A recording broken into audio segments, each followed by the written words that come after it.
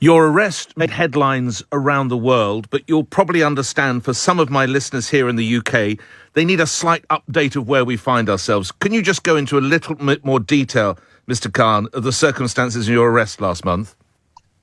Well, for your listeners, what is happening in Pakistan right now is that PTI, which is my party, which I started 27 years ago, is now by far the most popular party in the country.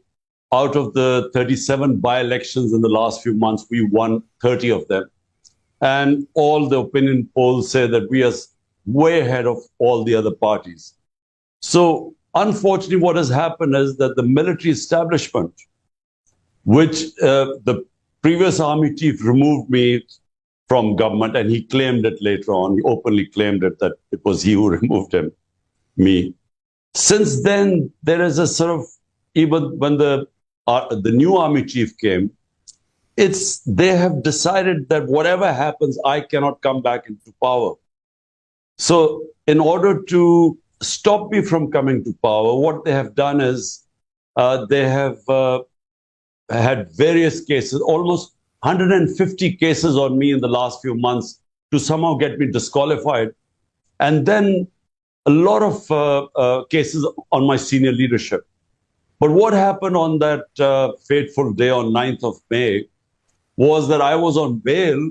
There was no way anyone could arrest me. And I was sitting in the High Court when it was like a commando action. It was not the police, but the army. And I could have just I wasn't going to put up a fight against these commandos. No. So they just barged in, destroyed the room which I was sitting in. They broke the windows, and then they took me as if I was some sort of a criminal, well, worse, even a terrorist. So that created a reaction. So for people listening to this, they remember the time that you successfully led your country. Why the disconnect now between you, your party, and the military? Do you know, I'm not sure. I mean, there are two or three things I think that the army chief, because, army is entrenched in Pakistan. It's ruled directly or indirectly in the last 70 years. So I had a good working relationship. There were things I disagreed with him because I wanted, to bring the powerful mafias under the law. And somehow that's where we differed, because later on I discovered that he had very good relationship with these political mafias. And so he was not interested. So that's one point of departure we had.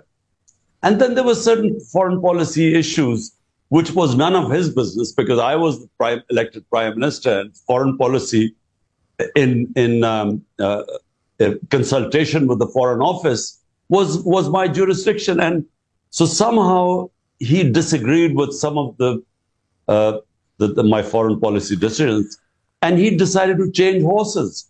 So he then backed who's now the prime minister, who was under trial for billions of rupees of corruption cases. So he backed him, and together they just toppled the government.